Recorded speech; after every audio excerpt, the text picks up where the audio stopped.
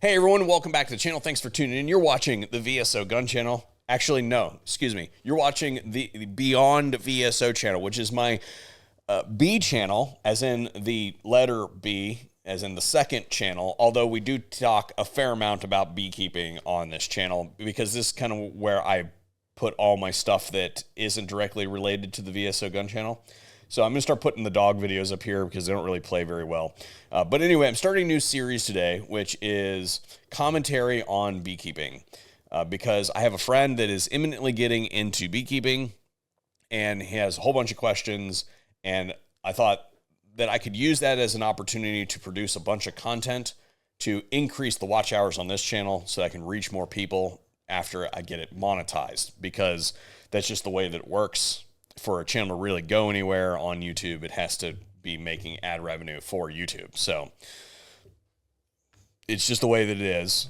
But my goal is to get those watch hours up. So I would appreciate if you are interested in the stuff that you send to people that need to see it. Now, that said, I'm going to answer a whole bunch of his questions because he's imminently getting into it. But if you have additional questions, then make sure you put them in the comment section down below, and I will turn them into a relevant episode.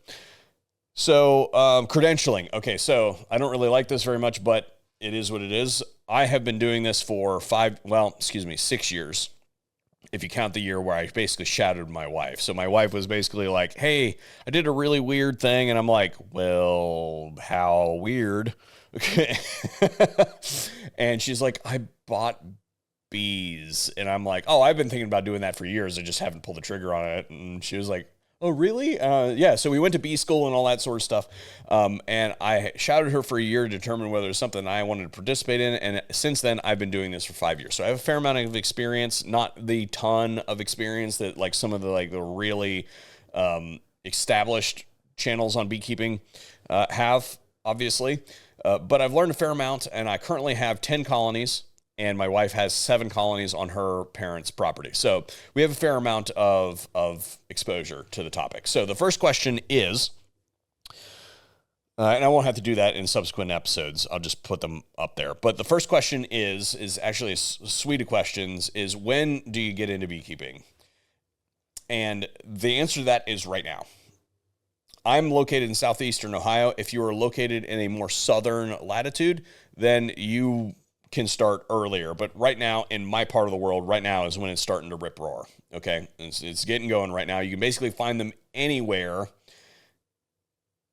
right now. They're super available. And then the second question that kind of feeds into that one is, well, how do I get them? And there are really 3 ways that you get honeybees, and some of them are not as good as others. So there's the package of bees, there is the swarm of bees, and there is the nucleus colony, or the nuke. And I'm going to start with the nuke because that's the one that I actually suggest.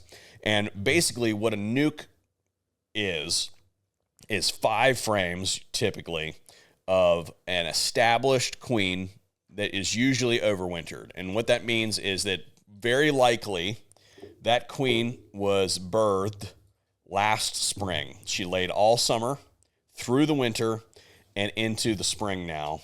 And typically around this time of year, at least in my part of the world, bee colonies start to do splits of their own. They decide to swarm.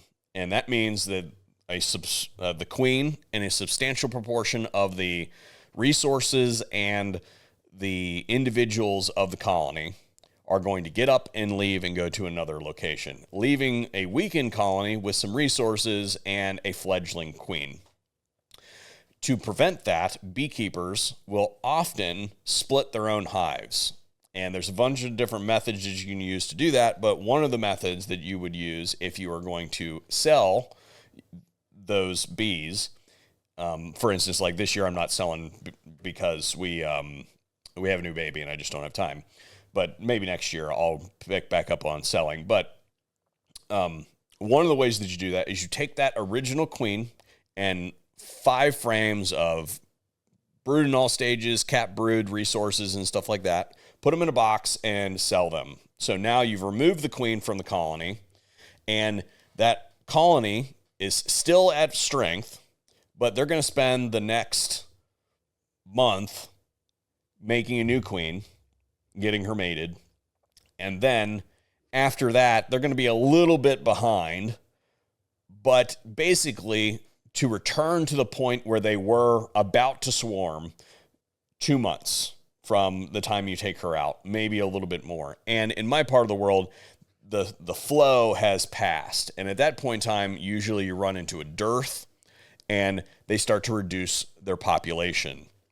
So they're not going to be as crowded and they're probably less likely to swarm if you time it right. So by purchasing a nuke, you not only do a service to the other colony that existed and generate a financial situation for the, a financial incentive for the original beekeeper, but you also, as the consumer, the new beekeeper, get a fully functional colony that is ready to rock.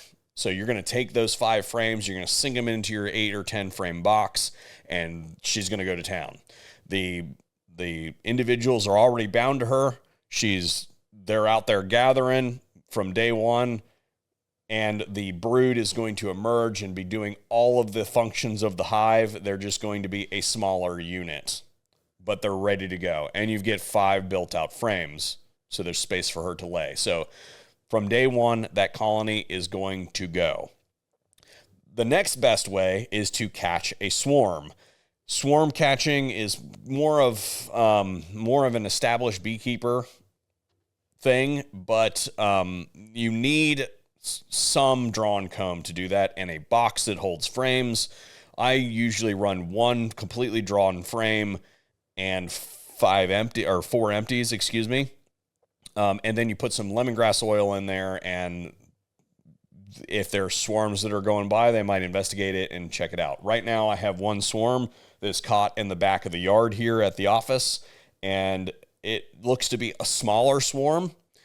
They can vary in size. I've caught one last year that I thought they were going to swarm again because I usually leave them for a week, but they were overflowing that box and they had to be reinstalled in a new location quickly, or they were going to outgrow it immediately. So the bigger ones, I will typically sell the bigger ones, but again, I'm not selling this year. But I will use the small ones to replenish my losses over the winter. I lost 1 colony this year over the winter, which was pretty good. So anyway, there are swarms up for grabs, then those are a good way. Usually they sell a little bit cheaper than a nuke, but generally speaking, kind of the same situation. I put my swarm traps up on either side of my bee yard here at the back of the office yard, and then out at the range, kind of on either side of it in case I miss one. So it wouldn't surprise me if I open that swarm up out there and it doesn't have a blue marked queen from last year in it, but whatever. That colony will usually be a little bit farther behind than a nucleus colony, but it will be usually more numerous than a nucleus colony. So it can be just as good depending on if you got a swarm that was big or small. Okay. And then the method that I do not really suggest unless you have no other options is a package of bees. And what a package of bees is literally humans have gone up to a box that has a whole bunch of bees, and they have shaken bees into a box. Doesn't matter where they're from or any of that sort of stuff, as long as they're honeybees. And they've taken a mated queen and put her in a cage and put her in that box. And over the time of transit, usually about a week or something like that, they will rebond, in theory, to that queen. And you basically take that package, you shake the bees into your box, you put the queen cell in there. They will, there's some candy that's placed on one entrance. They will eat through that candy and release her, and then you've got a new queen. The problem with that is they're based on weight, and depending on how long they ship, the bees can be damaged, or a substantial portion of them can be deceased. They can not bond to the new queen. Like there's going to be a whole bunch of problems. So my first 2 colonies were packages, and they both failed. So, but one of my wife's strongest colonies is a package. So crapshoot, right? I prefer the nuke direction because you kind of know what you're getting at that point in time. So that's my spiel on when should you start bees and how should you start bees. Thanks for tuning in. Hopefully we'll see you on another one, and there'll be a playlist.